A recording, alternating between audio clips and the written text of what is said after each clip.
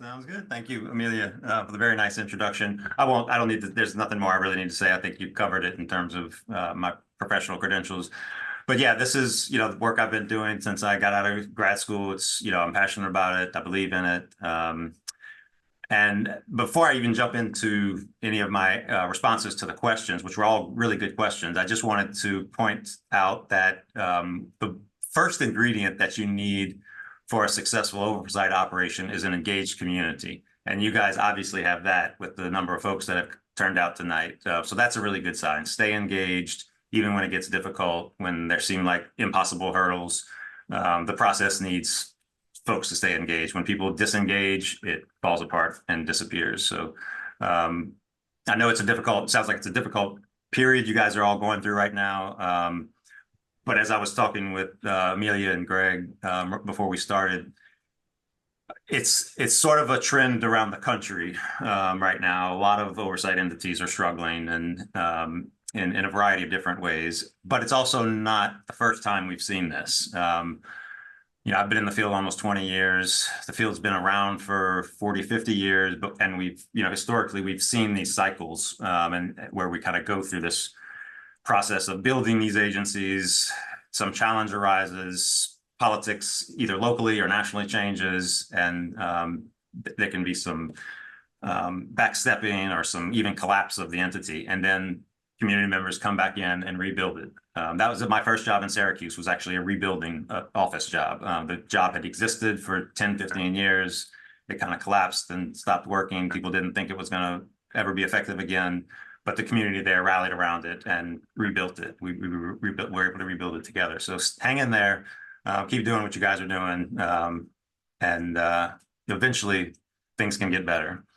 In terms of the questions, let me real quick, I made some notes here. So if it looks like I'm kind of reading off of a screen, it's because I want to make sure I effectively convey all these important issues and sort of challenges that you guys are going to be facing. So in terms of the background and the experience of the potential candidates of the independent monitor, there's a couple of different sort of types that we see applying for these jobs. If you want us to call them types, you kind of have people with legal backgrounds, sometimes a law enforcement background. You have folks with more of a community background, more of an advocacy background, and then you have a handful of sort of professional oversight folks who have been doing the work in various cities for some time. Each of those types have strengths and weaknesses, and so it's just important to, if you end up considering someone with a more legal background, you need to make sure they specifically have some background in internal affairs investigations. It can't just be any old lawyer. Lawyers, or there's a variety of different specializations, and so it really needs to be someone that has experience in internal affairs. And they have the best folks who come out of the legal background or even law enforcement. And I know it's usually not a good idea to put someone with like a former police officer in an oversight role, but I will also say that some of the most effective people I've seen in oversight were officers who believed in the profession so much that they were willing to discipline out the policy, the behavior that was out of policy. They love their profession so much, they actually want to protect it from bad actors. And if you can, and folks like that are incredibly helpful and powerful within the system, because they have that credibility of the law enforcement background, but they also understand that we need to get bad actors out of our field. We need to reform our policies. And so if you can find someone like that, that can be a great opportunity. But they also need to be able to build rapport with the community. That will be their struggle, obviously. They won't quite be trusted necessarily because of their background. And so they would have to be very good at building rapport with community members. If you have someone with more of a community background, then you want to look more at their skill development. Have they been exposed to training, interviews, investigation training? Have they had the opportunity to observe body-worn camera footage? And do they know how to kind of review that kind of stuff? They need to have the ability to understand and develop policy within a law enforcement context. And then their challenge will be building rapport with the police department. So then they will need If they have a good relationship with the community, that won't necessarily be a challenge, but they will have to find a way to build rapport with the department and the command staff, the officers, city attorney, folks like that. If you have someone with a professional oversight background, that's the folks, they will already have all the skill sets you need, but not everyone who's a professional in the field is good at building rapport with either the public or the department and the city officials. And so even those with the skill set, you need to sort of get a good sense of them in the interview process and see do they have that personal skill set to be able to talk with different sides, to be consistent, have integrity, and not say one thing to one group and another thing to another group. They have to be able to synthesize their views and be consistent and productive in both settings. In terms of the specific skill sets, as I already mentioned, investigation experience. I went into this field without law enforcement experience, but I was in grad school to be a historian. So I had experience investigating history and conducting interviews of historical witnesses, but not in a criminal justice context. And so the first thing I did was get training at, and there's a lot of different places you can do this, but I went to University of North Florida. They have an internal affairs training program. It's like a training program that the police departments send their officers when they get assigned to internal affairs. They send their officers to that week-long training. I got certified in that, just like a internal affairs officer would get certified in it. The next thing I did was go to a use of force training, so I could understand all the policies around use of force. So it's best if the person comes in with that experience and skill set, especially in this day and age when, that was 15 years ago when I came into the field and had a couple of months to kind of build my credentials in that first job. But I think now that's a little harder to do. Expectations are higher to hit the ground running. So keep that in mind. It's best to have someone to come in with that experience and background in conducting investigations and interviews, but they will always benefit from getting specialized training within like how to conduct interviews in a law enforcement context, how to conduct investigations, report writing in the law enforcement context. Those are all probably being able to write well is one of the underappreciated skills of a monitor, because a lot of what we do ends up in writing. Our recommendations, they have to be cogent, they have to be clear. They can't be, too overtly political or politicized. So it's being able to write with a confident voice that also everyone can relate to and understand. That's not like too academic or something as well. In terms of other skill sets, exposure or experience in policy analysis, that includes use of force policies, but also, simple, what we think of as simple policies of like discourtesy. You need to understand what exactly is discourtesy? What are the elements of it? What are the requirements to take enforcement action? What's the role of supervisors within your department's policy? Supervisors are really critical. Having some familiarity with consent decrees. Those are the agreements that some DOJ administrations have implemented with problematic police departments. Your consent decrees are where you get your recommendations. They're like our Bible in a lot of ways. You go to those consent decrees that have been passed and been instituted over the past 10 years or so. You look at the most recent ones because the recommendations kind of evolve and get better over time. But they've went into some department somewhere and looked at all of these things in great detail, and they've figured out how to articulate recommendations and conduct the analysis. So look at consent decrees. So if you have an issue in your community, around bias policing or concerns around complaints around bias policing, go to the consent decrees and look at how they dealt with bias policing and what recommendations they made, and you'll get some good ideas. And that'll just kind of get you steeped in the context and the language and everything that we use in the field. It's also good to have either the ability or some exposure to conduct data analysis. That's a component you could hire out as like a staff member under the independent monitor if the monitor themselves isn't a data person. Like I'm not end up spending a lot of time looking at spreadsheets and trying to interpret information in spreadsheets, but I'm not like the most data capable person, but we have data analysts in our office that will help us out and build the spreadsheets for us and help us understand how to manipulate them and stuff. So if you have a monitor who can do that, that's wonderful. But you can also bring that skill in as even a part-time data analyst for a smaller jurisdiction can be very helpful. So the monitor will need to be familiar not only with local, like your local police department's policies and your city ordinances and everything, but they also have to become, conversant and aware of, policies and laws in the region that could be impacting your city, national best practices. You have to, be aware of what's going on in other cities in terms of recommendations. You also need to have some exposure to union contracts and things like state level protections for officers, because those issues can arise during your investigations, and you need to be aware of what challenges you may face and restrictions maybe exist inside of union contracts.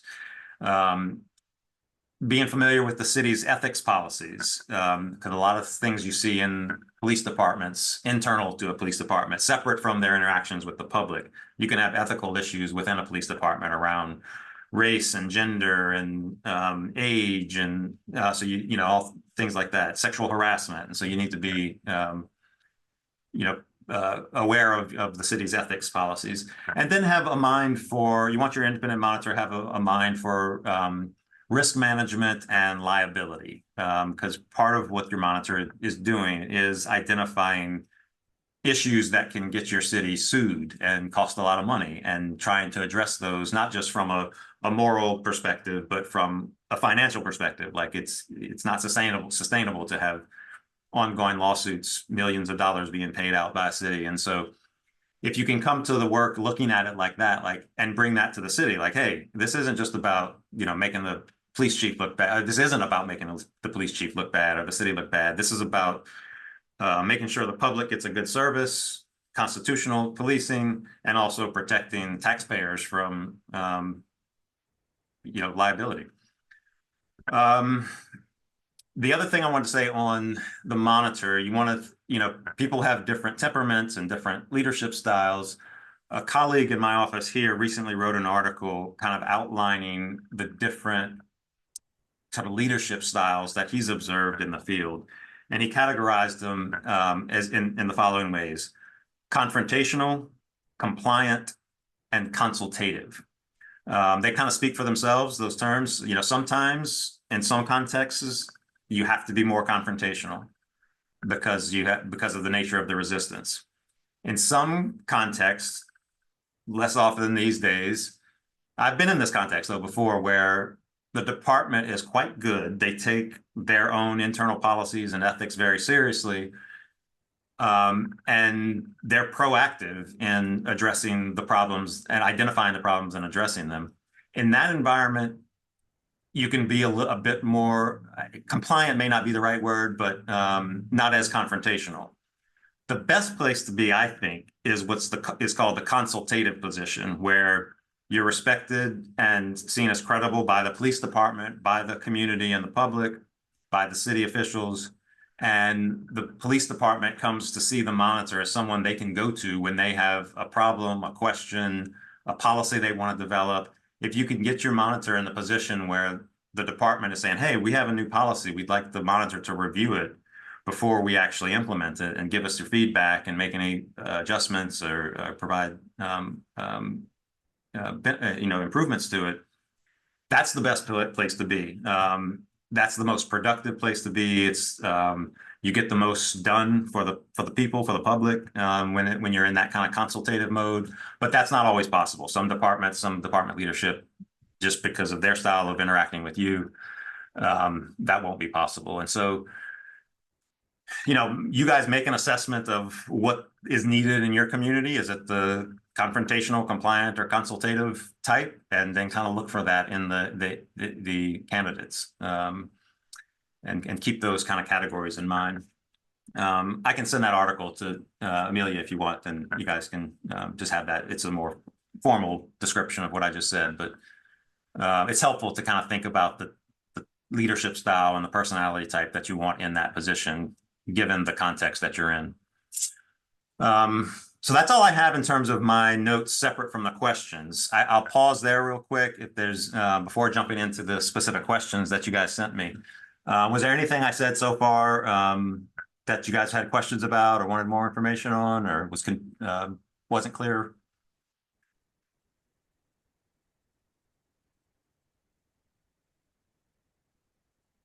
Okay, we'll continue with the questions then.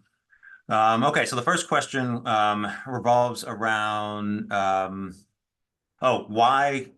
So it sounds like someone saw recommendations from NACOL that you want the person in this position to have at least 3 years of experience in investigations. If they're a supervisor, at least 5 years of experience. And the question is why, why is so much experience needed?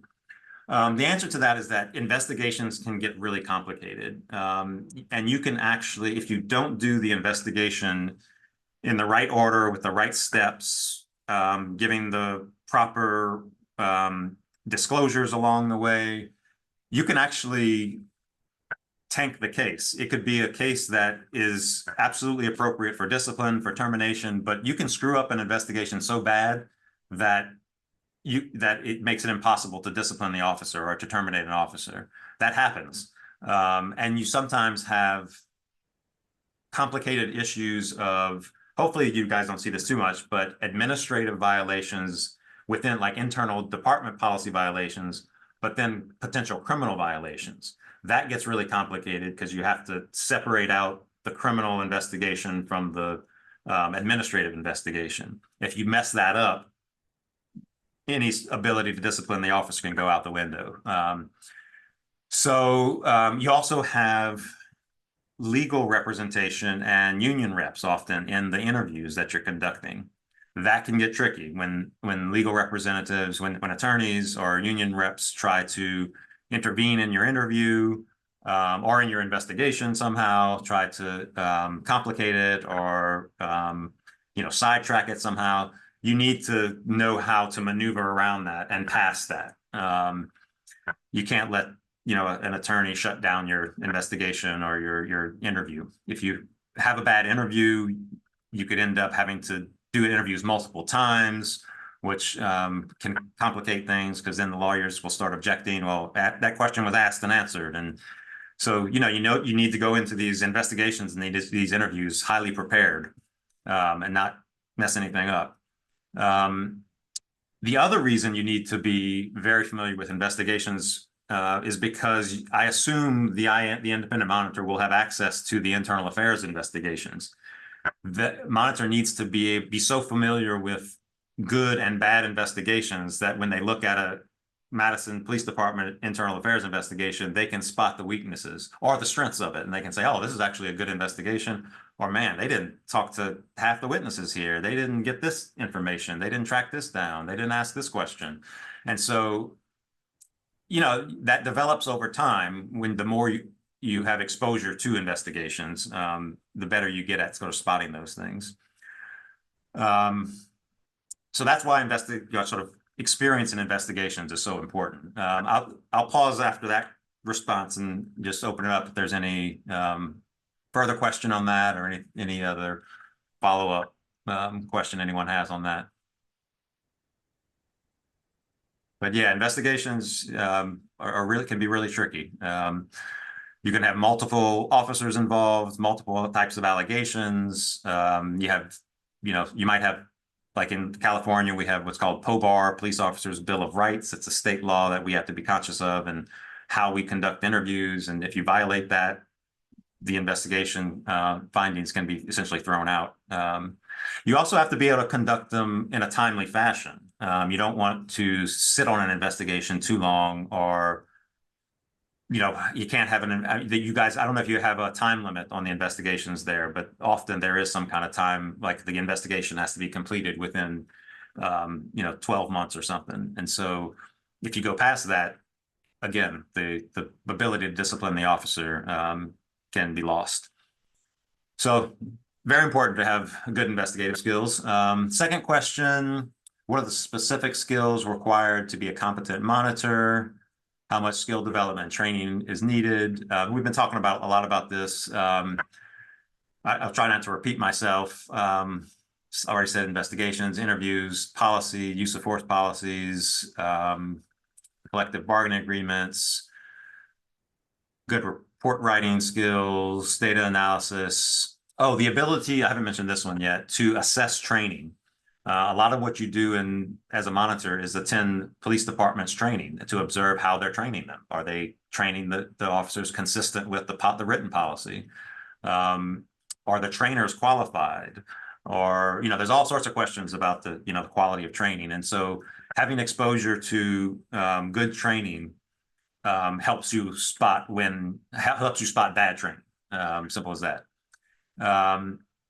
Now, the amount of training that the potential candidate for the monitor position will need will depend on that candidate's experience and their exposure and their confidence in those skills. But even with experience, a part of your day-to-day activity should be ongoing training. It's for the monitor, and the monitor should be providing some of that training. You guys have like a panel in Madison, or like a board. Those folks would also need to have some exposure to that training, and obviously all the policies and everything within the department as well. I think the best way I could say it, though, is even if you have someone who has the skills, you still want someone who considers themselves a lifelong student of the field and someone who wants to constantly learn. Not someone who says, oh, I already had training in interview skills, so I don't need to do that again. There's always, improvements in the techniques and evolution in the techniques. And so you want someone who has that hunger for constantly learning what the newest technique is, what the newest policy is, and staying on sort of the cutting edge of the field.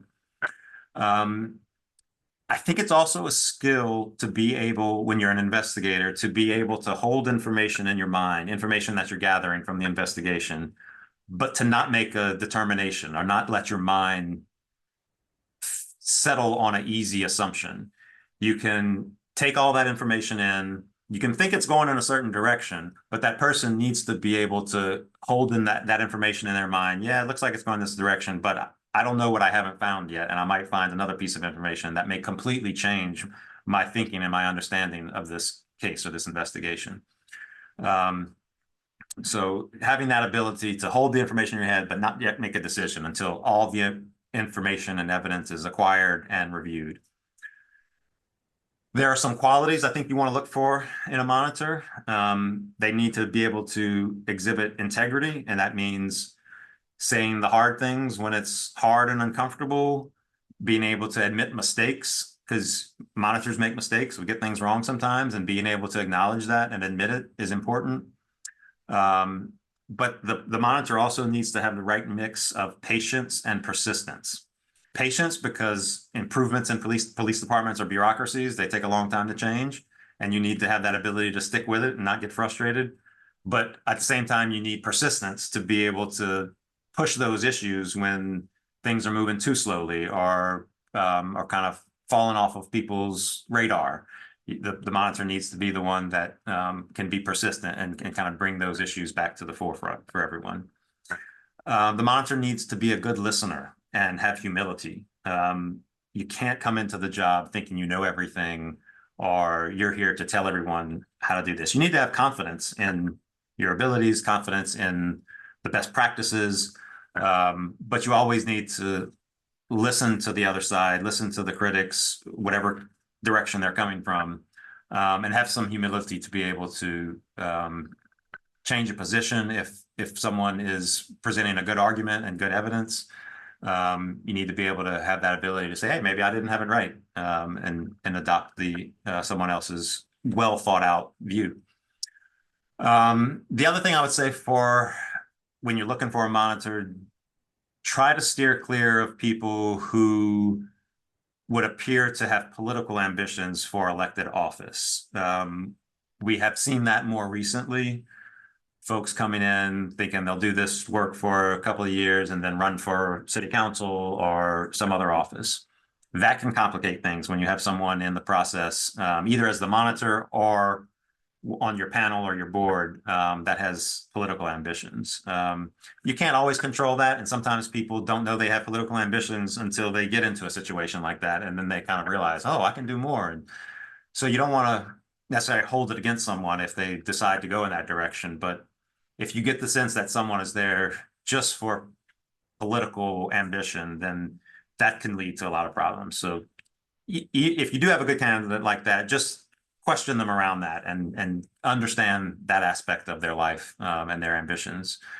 Okay, so I'll move on. If there are any, I'll pause there for a second. If there are any questions, comments, concerns with anything I said in response to that question.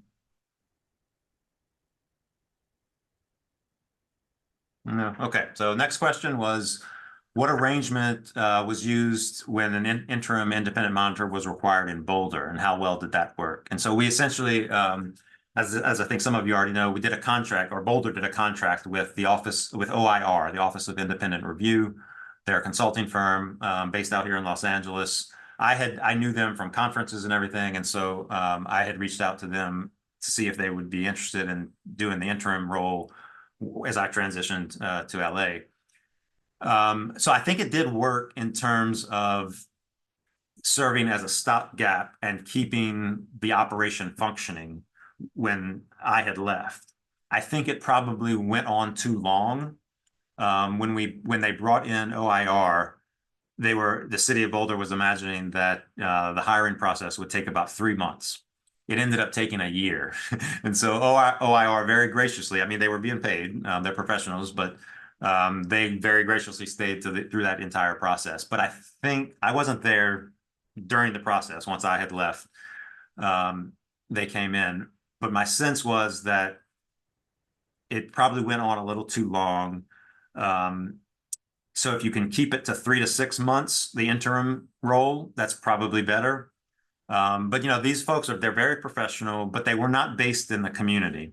And you had a community panel, community board that was interacting with them. You had local officers and local command staff that were interacting with them typically over Zoom. And I think that got, over time, that can just become a challenge, because if this is an in-person job, you need to be able to build rapport with people, sit down face to face with people, build that trust. You can do it for 3 to 6 months competently as an outsider from, via Zoom.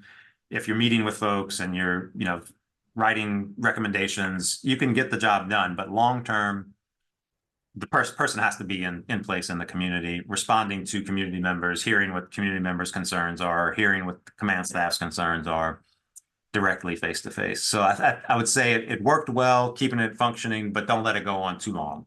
Get your process underway and get your full-time person in there. Next question was, how do I see the best opportunity in Madison's circumstances at this moment? This is probably the hardest question for me to answer, because I'm not there living in Madison and seeing what all of you are seeing.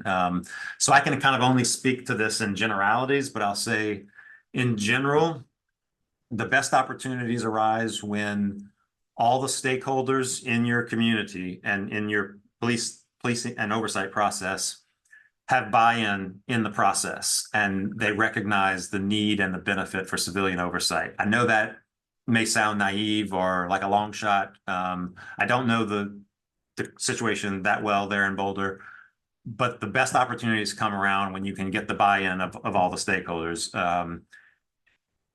And then hiring a well-qualified candidate can build the trust of the department and the officers.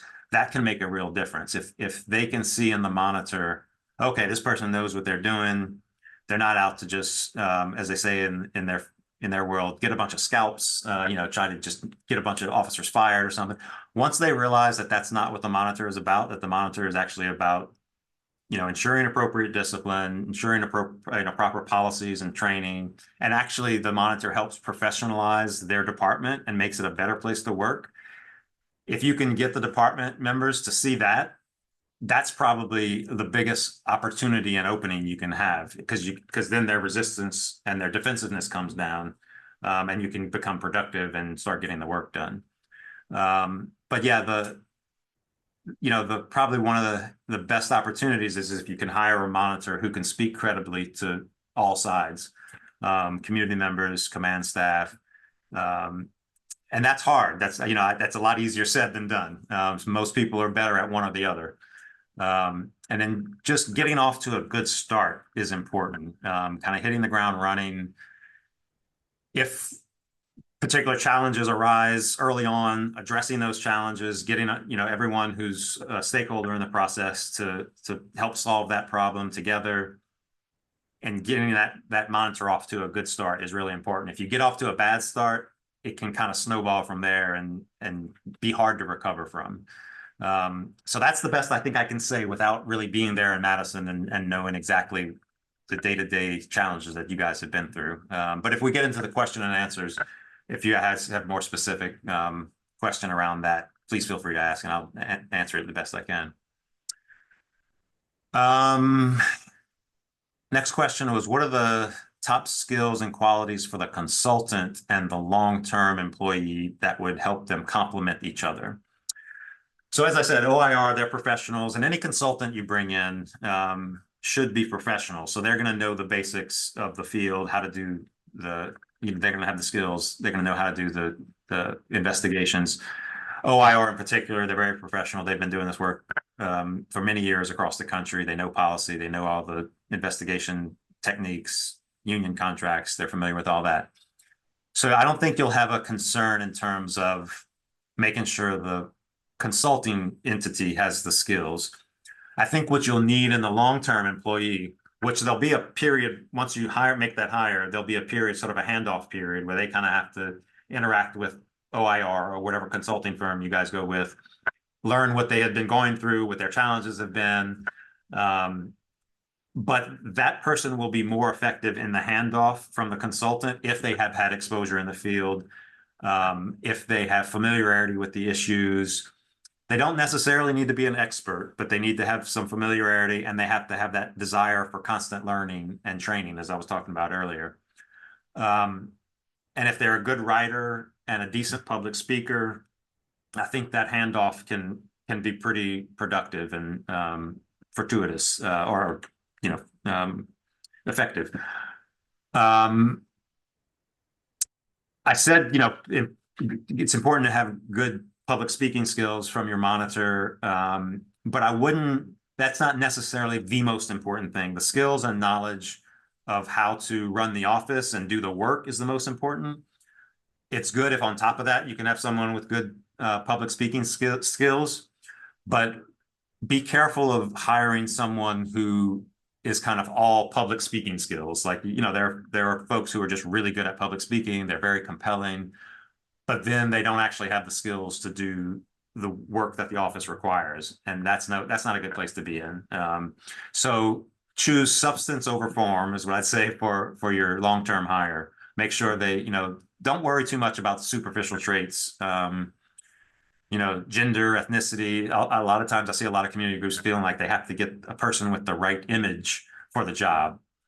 The right image is going to be the person who can do the job well and who's effective at the job. And most community members will come around to the individual monitor if they see that they're doing a good job, irrespective of their race, their gender, their ethnicity, or anything. That was a concern when I took my first job. And I can tell you from my experience, people want someone who's dedicated to the job and knows what they're doing usually more than they want someone who, looks like them or speaks like them or is from the same. But that person also needs to have the ability to understand all community members' concerns and sort of what it's like living in those shoes. So you can't be, closed to the human experience and what your community members are experiencing. But in my experience, community members will trust someone who they see is doing a good job, whatever they look like, or however good their speaking skills are. And community members will also see through someone who is, kind of an empty suit or just a good public speaker, but doesn't really, know the work and know the job. Community members will see, and members of the police department will see through that as well. So, choose wisely, take your time, and make sure they have the right skills. The next question I feel like I've been talking a lot, so please, if anyone wants to jump in with a question, feel free. Let me just take a sip of water real quick.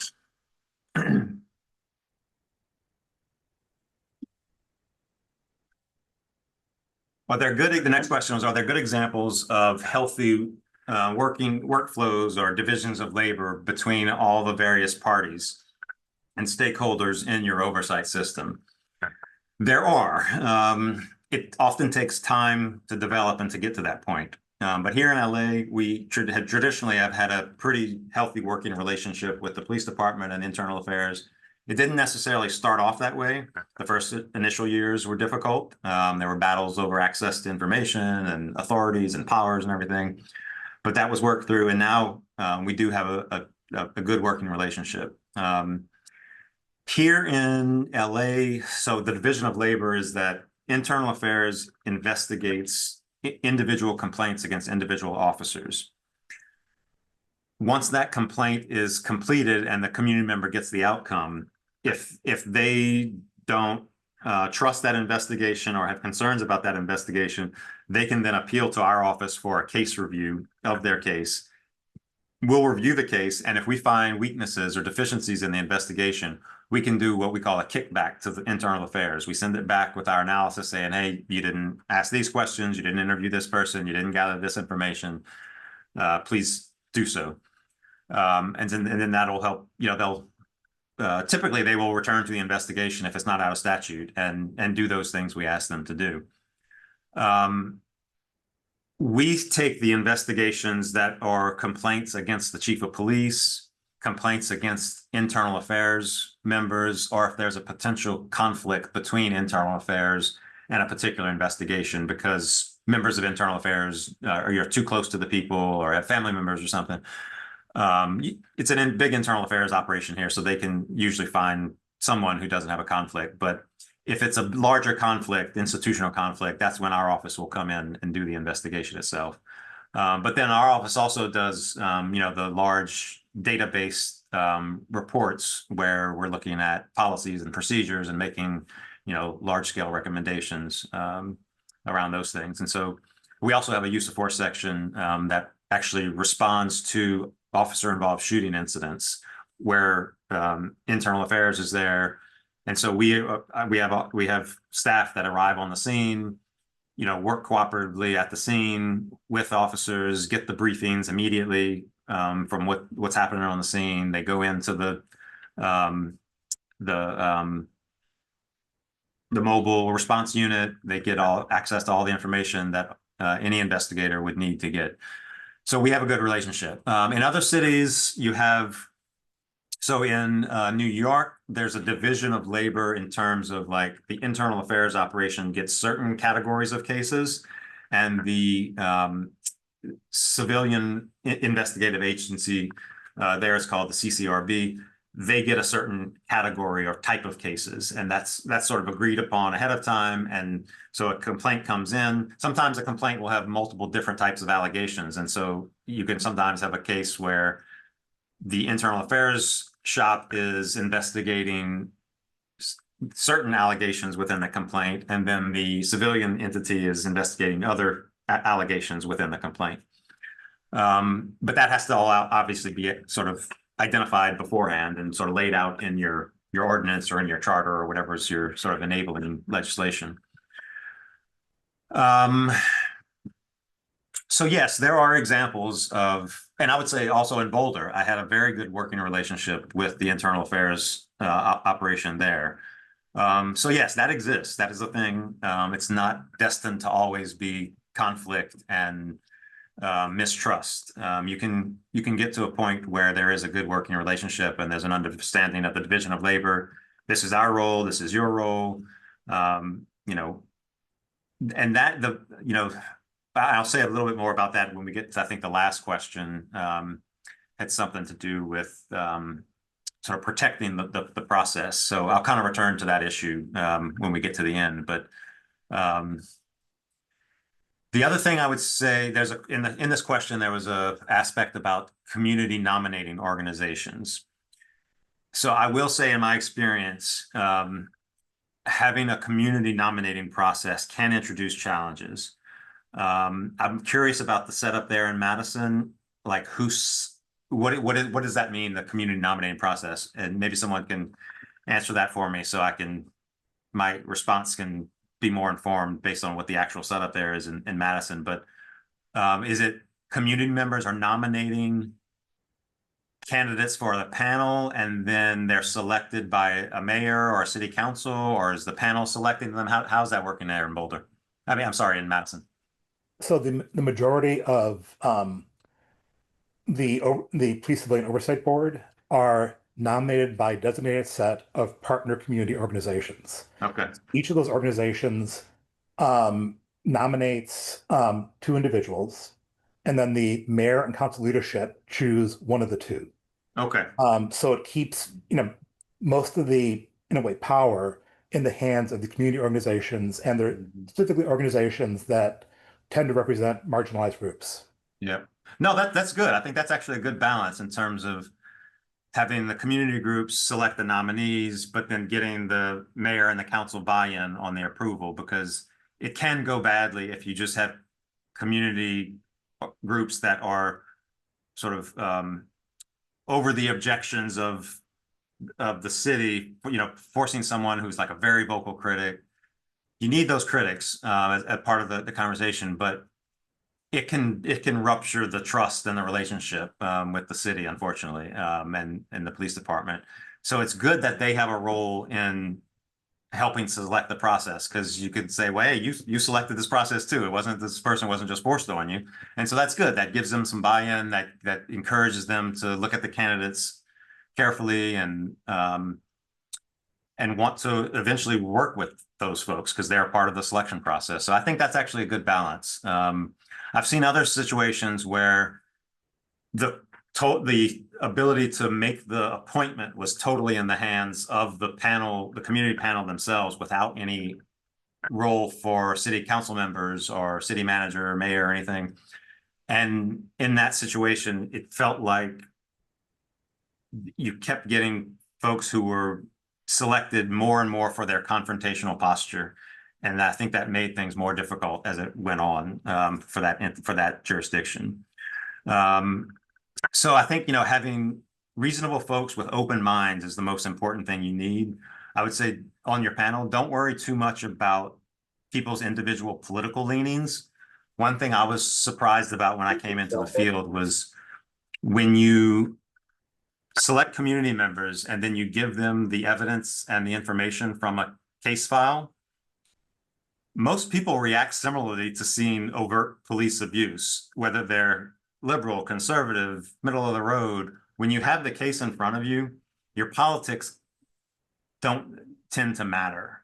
You're all discussing the case, reviewing it together, and you're going to make the decision based on what you're seeing in the photographs, in the video, in the interview.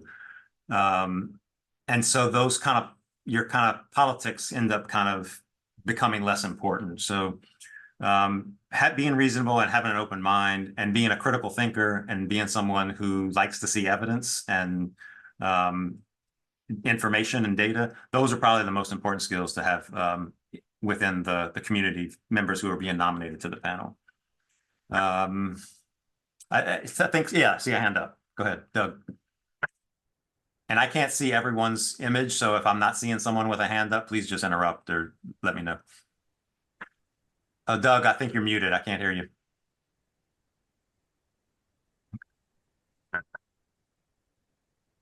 Can't hear. Can other people hear Doug?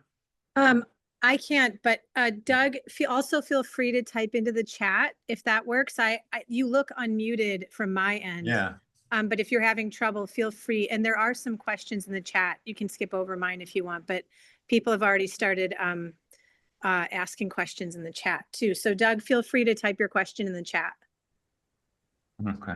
I'll actually jump into one of this while Doug's writing his question. I'll start taking some of these from the chat here. How important is it to be able to review body camera footage? Absolutely important. I spend probably 60–70% of my days reviewing body-worn camera footage. They don't always capture everything. You need to go to it with a skeptical eye. You need to know you know, what they can capture, what they can't capture. And, you know, it's not always the final word, but they're really key. And being able to sort of sit through a long video, because these incidents will start, you know, 20, 30, 40 minutes prior to the actual, you know, incident of the encounter will start long before the sort of problematic incident occurs sometimes. And so, but you need to be able to watch all that and understand all the context and everything that led up to the actual incident that happened to what produced the complaint. So yeah. And then the other part of the question is having access to, yeah, you can't review it if you don't have access to it. So yes, you need, and it should be some kind of an agreement. Maybe you guys will end up doing an MOU between the monitor and the department on how they'll share information if it's not laid out in your enabling legislation. But yeah, that needs to be agreed upon ahead of time. The monitor shouldn't have to like fight for every individual body-worn camera for a complaint. They should have agreed upon access to that. They need to be careful with that. They can't release that to the public without, you know, knowing what the rules are, and you guys will have your own disclosure laws in Wisconsin. We have that's always a challenge. That's something I haven't actually mentioned, is knowing in your state what can be disclosed and what can't be publicly. That's always a challenge and sort of a learning curve on that as well, because each state is a little different.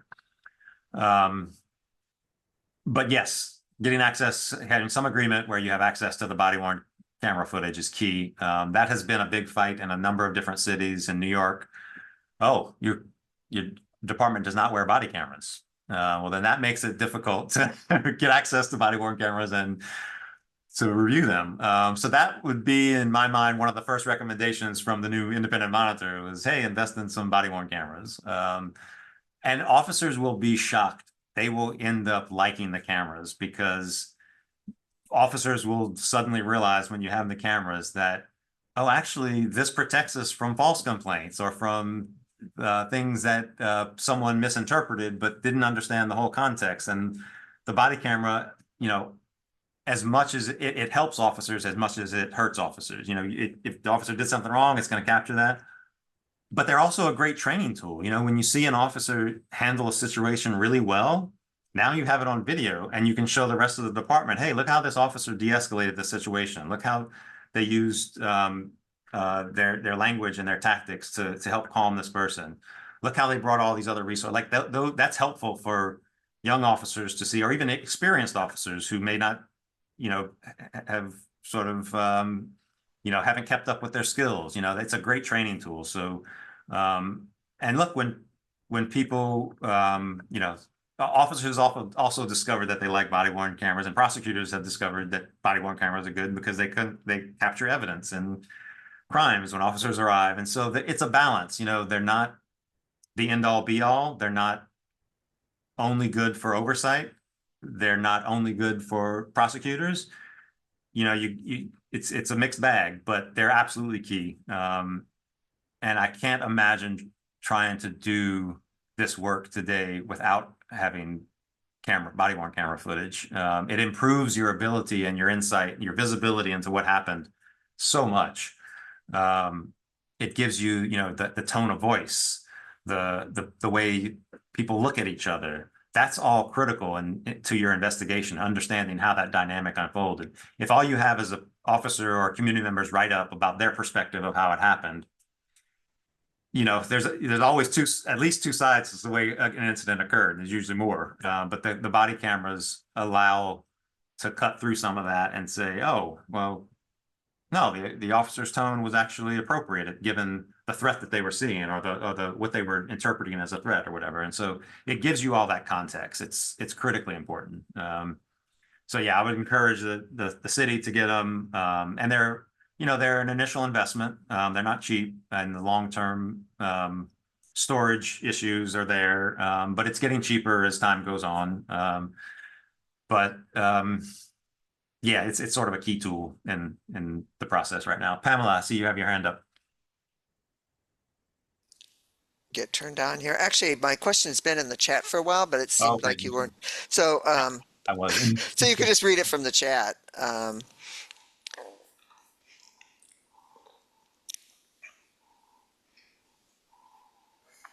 Okay, I see yours.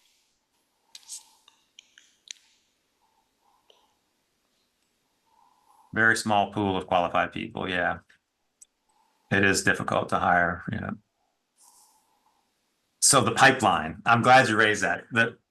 That's the biggest challenge in our field right now is we don't have a pipeline of one of the things I want to do is try to create like a graduate program at a university where we can be pumping qualified candidates out to populate all these new oversight agencies that have developed over the past couple of years.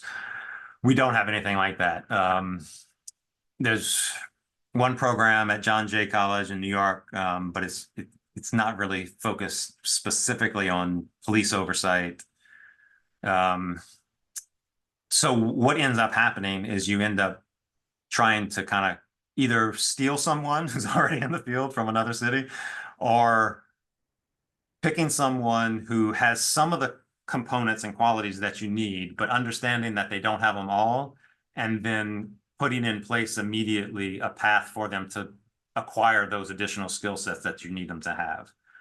Because yes, it is very hard to find someone with all of those skill sets and the personal qualities and the writing abilities, and it's a unique set of skills, and we don't have a college program that introduces a young person or a student to all of these different skill sets and issues in the field where they come out already ready to do the work. We just don't have it at this point. If I can follow up. Sure. Yeah. So from the way you're talking, it sounds like ideally the people who are sort of the assistants in the big offices would be the people who would be getting the experience, who might then be able to come to a smaller city that's only going to have one person. And I'm wondering whether there's that kind of pipeline out there, or whether even with that kind of pipeline, there's just not enough. Right. And the other area you might want to look is folks coming out of the federal government right now, people who were in DOJ, in the Civil Rights Division, who are doing that kind of work and may no longer be doing that kind of work in that office, and they are starting to leave and look for outside work. But your question was, I'm sorry. Oh yeah, the assistant, like, I went from Chicago to Boulder, so it's possible you can find people who are looking to leave the big cities, or maybe someone who I know we've had people from Madison universities in the field who maybe were locals who grew up locally, who went off, did the work in another city, New York or Chicago or LA or something, and then they're getting older, maybe they have a family now and they're looking to move back to where they grew up in that region. So you can sometimes find folks like that who have a particular pull to the region, family members in the region. But yeah, if you can find, even someone who is like an analyst in a big city department, I think could jump pretty quickly into a monitor position. It wouldn't necessarily have to be someone who was like in a management position in one of the big city offices. I think it could be an analyst, an analyst who has 3-4 good solid years of experience could jump into a city like Madison, I think, and do a good job. Let's see if some other questions here. I think another new one came in.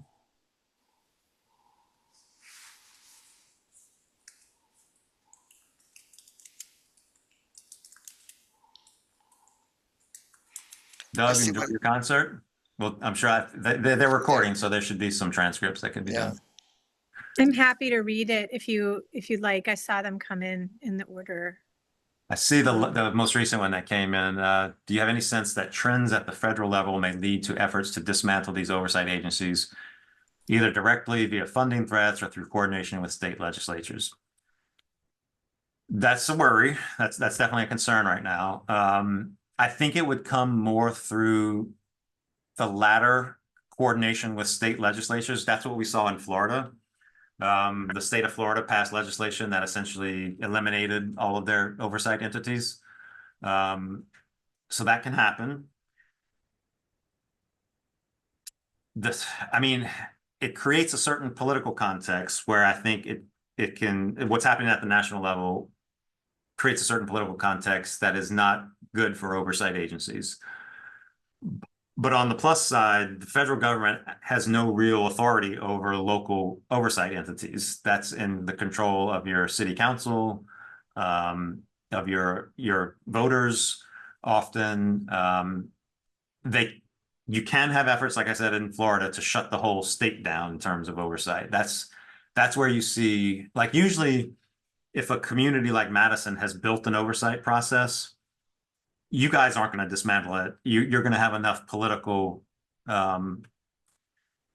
consistency and political will to maintain it, to rebuild it like you're doing now. It's really the threat from the state level, like what happened in Florida. If you have a conservative state legislature, or not even conservative state legislature, just a state legislature that is against police oversight, they can pass state legislation that will either completely eliminate you, your office, or make it impossible to operate. So having allies at the state level in the state legislature is something. If you guys feel like that's a threat, then thinking about that and having your monitor being able to play in that space, be effective in that space as well, being able to reach out to legislative folks and explain to them why they shouldn't do that and why that would be harmful, and kind of fight that battle at the state level could potentially be necessary. I don't know the politics in Madison or in Wisconsin necessarily, but if that becomes an issue, then yeah, you have to fight on that level as well at the state level. With DOJ withholding COPS grants, we haven't seen that yet. Anything's possible. We haven't really seen, what we have seen more directly from the federal government is just pulling back on the consent decree front.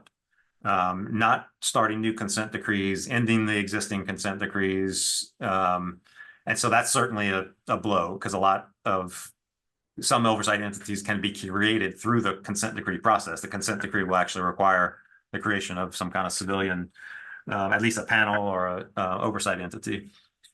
So to the degree that they aren't doing consent decrees anymore, that could hurt. I haven't seen threats of withholding COPS grants, grants from the COPS office if they create an oversight entity or don't get rid of it or something. I can't say that won't happen, but I haven't seen that yet, is all I can say. But it's a good question, and it's good to be thinking about that. Let's see, I think some more questions came in. Interviews are a very poor tool for evaluating potential employees. For this kind of job, it could be a risk of hiring someone who is good at telling people what they want to hear. How people did in their previous jobs is probably a better tool. Agreed. That's what I was getting at earlier when I said, people can present really well, they can be a good public speaker, but if they don't actually have the skill set and the experience, it's not going to work. So whoever made that comment, you're right on about that. Let's see.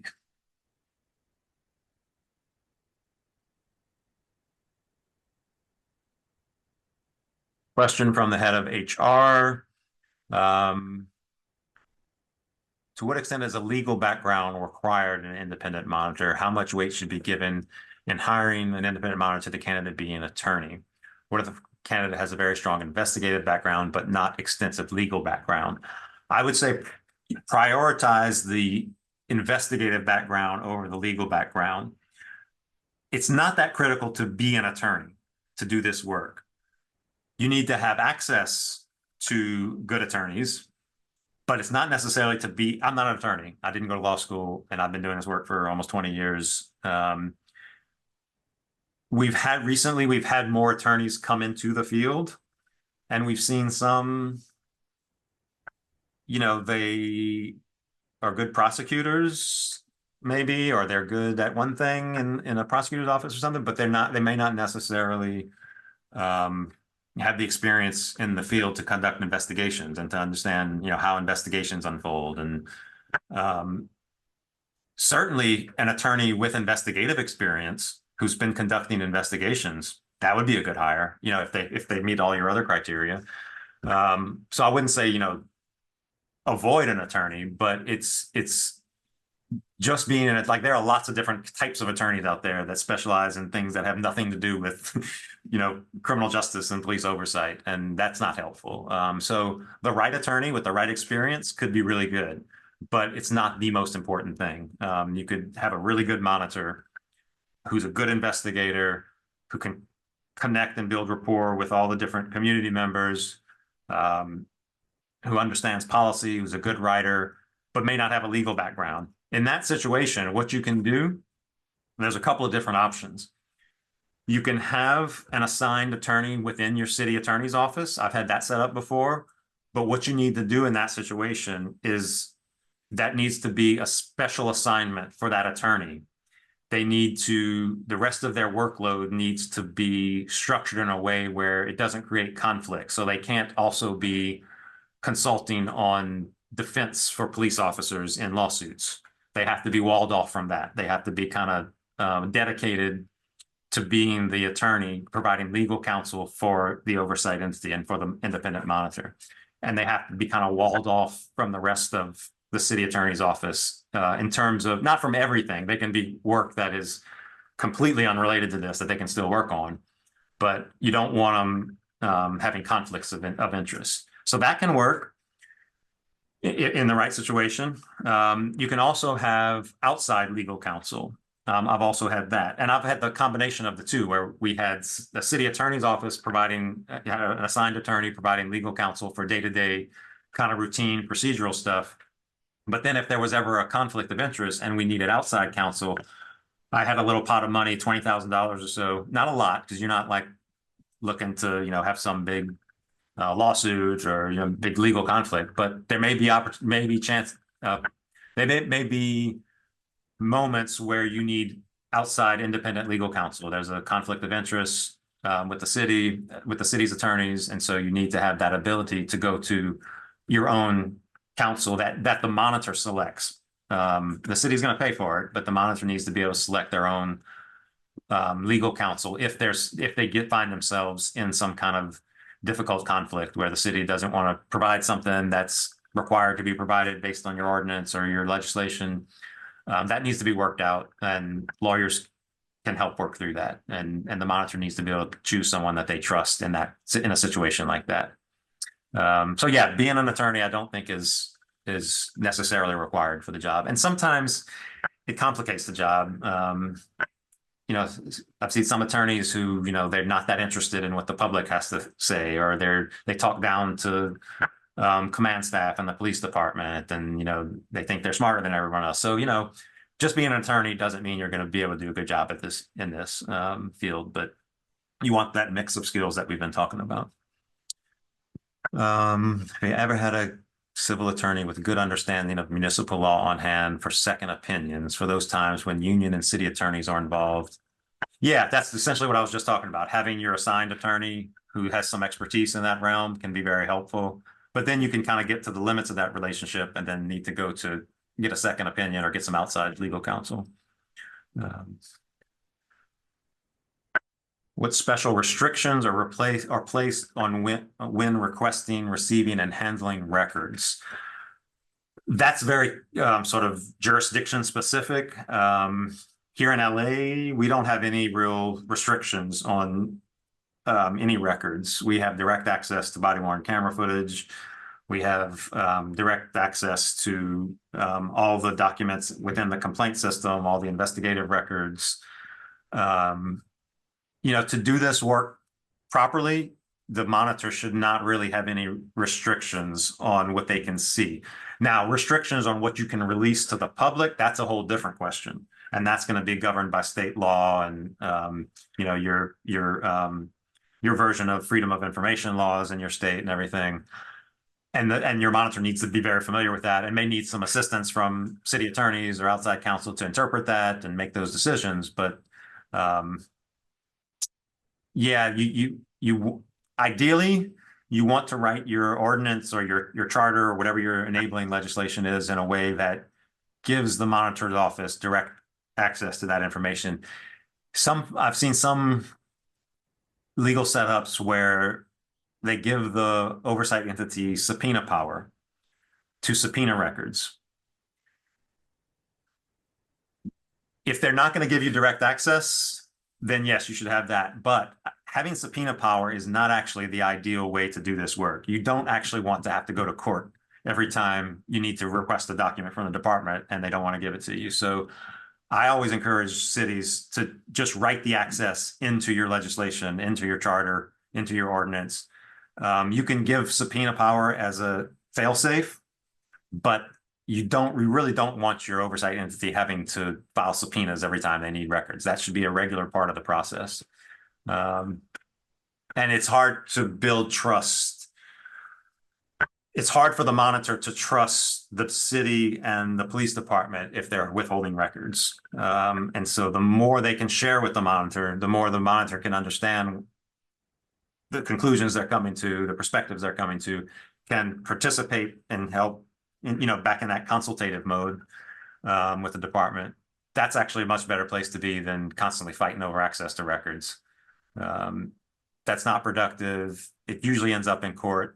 The cities, the decision would be made based on what the legislation is, based on maybe some state laws that may impact it. But yeah, if you can avoid that and just have that understanding from the beginning that we have access to this, we understand we can't release all this, but we have to have access to it to actually be informed about this work. And police departments will often find that once you actually give, if the officer didn't do something horrible and wasn't in the wrong, if you give the monitor access to the entire file, they actually have a better understanding. They have the context that can help it make sense. So sharing is not a bad thing as long as you have clear understanding of what can be released publicly and you don't have a monitor who's sort of playing loosey-goosey with what can be shared publicly. Having said that, within the context of your state laws and everything, the monitor should be as transparent as possible and maximize transparency, but the monitor cannot violate state laws and can't violate labor contracts and those kinds of things. So you have to be able to, understand those things and how to navigate through those things. And if you can't do something because it's a state law or it's in a union contract, you just can't do it. And you just have to sometimes explain that to the public that my hands are tied here because of this law or this contract or something. Thank you, Hope. Last question. What sort of tools do you think would be most effective for conducting investigations, body-worn cameras, for a city? Oh, so for a city that doesn't have body-worn cameras.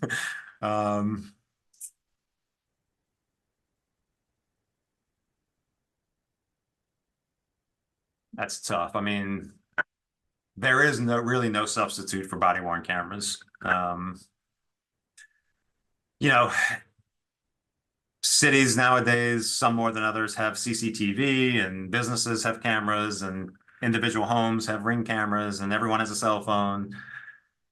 So you'll still get some video even without body-worn cameras. But you have to try to maximize those, and you have to have a monitor who knows how to go after those videos. And so sometimes when I was in Syracuse, that was before we had body cameras. And so how I would use my subpoena power in Syracuse was never against the police department because we had requirements that they had to share records with us. But I had to use subpoena power to go to private businesses to get security footage from these businesses to capture video of an interaction that happened outside of their business. And so there are still ways you can get video. And the more video you can get, always the better, because one video may not tell the whole story.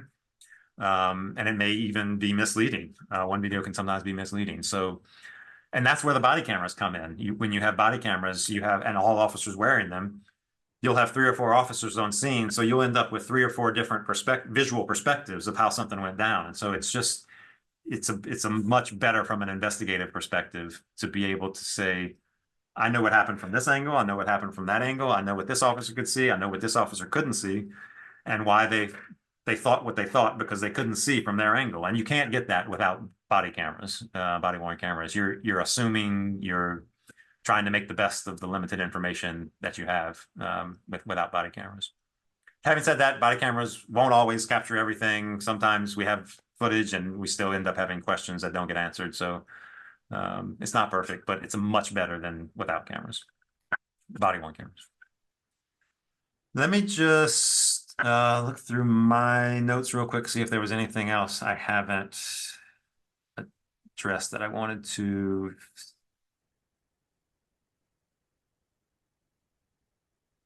Oh, I did want to touch base on that last question about how to protect the office and the hiring process from outside meddling or being captured. We do call that, regulatory capture. That is a thing in the federal government and state government, that concern that the regulating oversight entity can be captured by the entity that's being regulated. That is a concept. And so that is something to be on the lookout for. But the key thing here is having a really clearly written, well thought out ordinance or charter, whatever you guys have, the enabling legislation that has created the office. That's where you need to address and account for all the different roles and responsibilities and provide clear lines of responsibility. The monitor is responsible for this, has access to this. The police department has this role, has this responsibility. Oh, that's the Madison's ordinance is there. Okay, that's good. Thank you for providing that.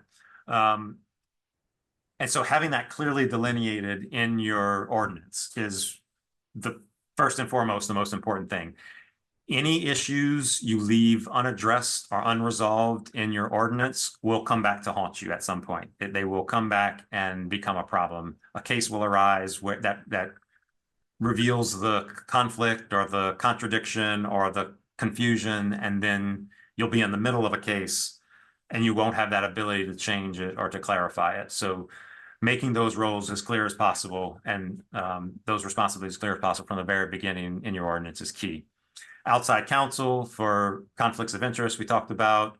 One other part of the process that, or one thing that needs to be done that can help keep the process honest is written justifications and responses from the department. I'm imagining that you guys have a process where you're maybe making some kind of recommendations to the department, and the chief will have the ability to diverge from those recommendations or take those recommendations. Maybe that's not the setup there, but if you have a situation like that, where the chief can diverge from your recommendations or from the monitor's recommendations, the monitor is putting their recommendations in writing typically. And so the chief should be putting their response in writing, why we couldn't do this, why I chose not to discipline this officer, why I chose not to adopt that recommendation. Giving the chief that requirement to explain that in writing to the monitor and to the public, I think is a healthy part of the process. Sometimes chiefs have really good reasons for not taking recommendations that we didn't think of. And so providing a space and a process for that back and forth to play out. Now, hopefully you can have those conversations ahead of time where it doesn't get to the point where you're putting out a bad recommendation or a recommendation that can't be met because of state law or city policy or something.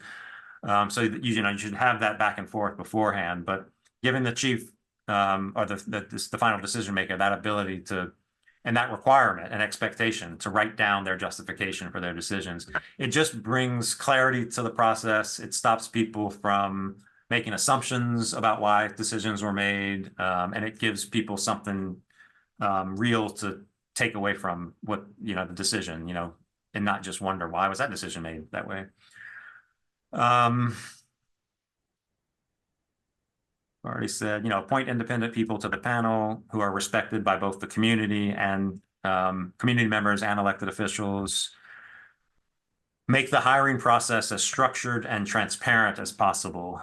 Create an opportunity for input from all the stakeholders, input in your hiring process. So allow your chief, your union rep, your city attorney to participate in the interview. They shouldn't make the decision, but let them ask some questions. Let them and let them give their input on what they thought was helpful and what they thought was not helpful. That way, whoever you end up choosing, and hopefully you can choose someone that can allay concerns and can do the job and can meet all the requirements.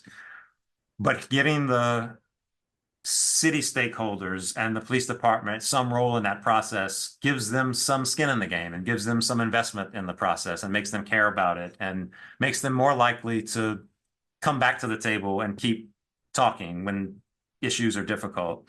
You don't want them to feel like they were excluded from the process and had no role in it and this was just kind of forced on them, because that's going to immediately put them into a defensive, resistant kind of posture. whoever's making the hiring decision, if you can educate that person, I don't know who that is in Madison who'll be making that decision, but if that person can be as educated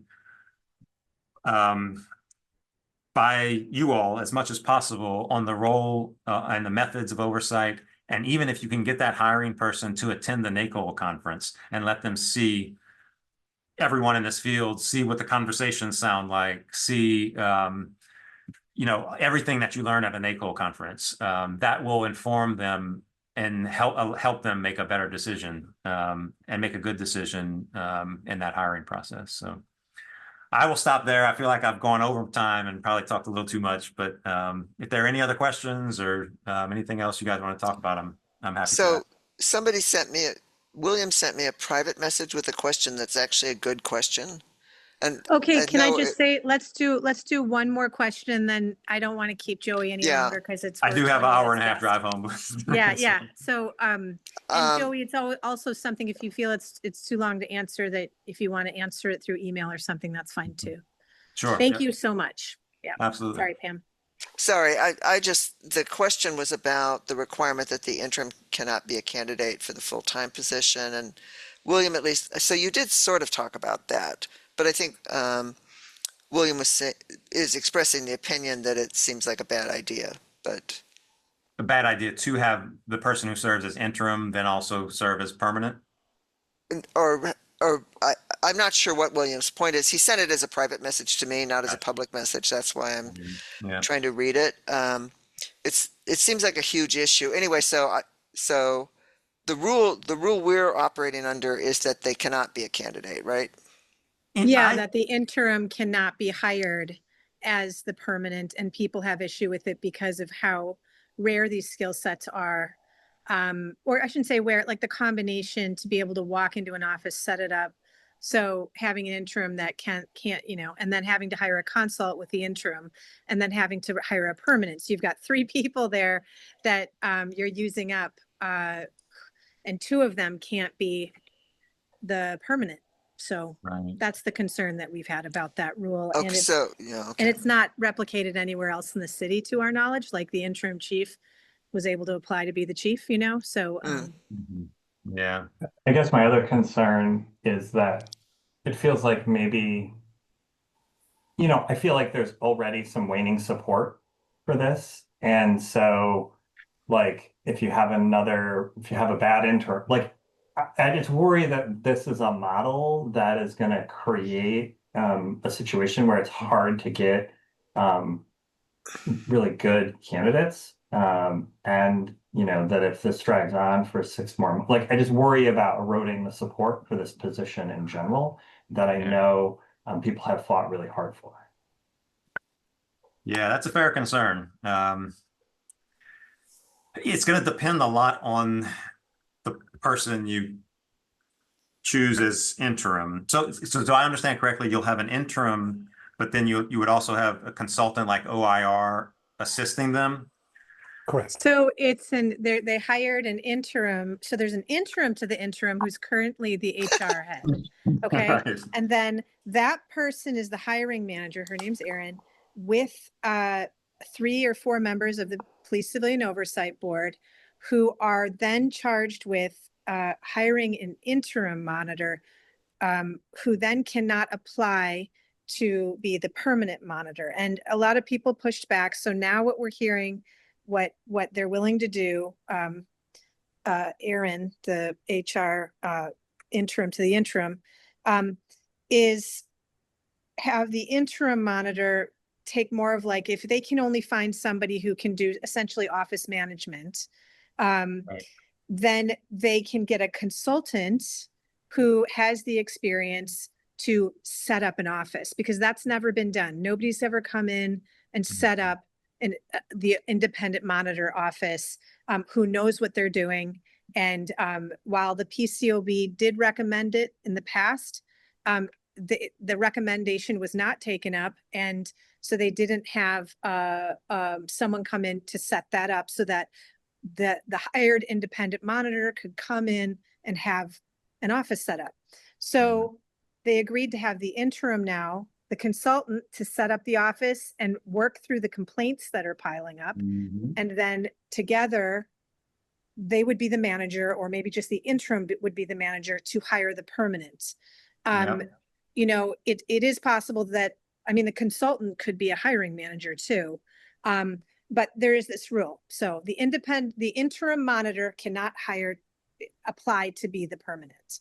And that just, doesn't. That seems reasonable to me. If they're approaching it as this is an office manager to get the office set up so that there is something for the new monitor to walk into when they get there, and you have the consulting team doing the actual casework, I think that can work. And I think that would free up the interim person to focus on the hiring process and managing all that, and not be burdened by all the casework, which is most of the work. That's 90% of the work. And so if you're doing that and then trying to help manage this hiring process too, it's still going to matter to get the right person in there that can manage that process right. But I think have the funding to bring a good person in. That's one of our I think that biggest seems like a concerns. reasonable way to move forward with the consulting handling the casework and this would be like a local person who understands the community that would be kind of setting up the interim has to be from within the state. They have to be, and they can't be virtual. The consultant can come from anywhere. And of course, what you know, what we've looked to OIR because they have experience with working with the city.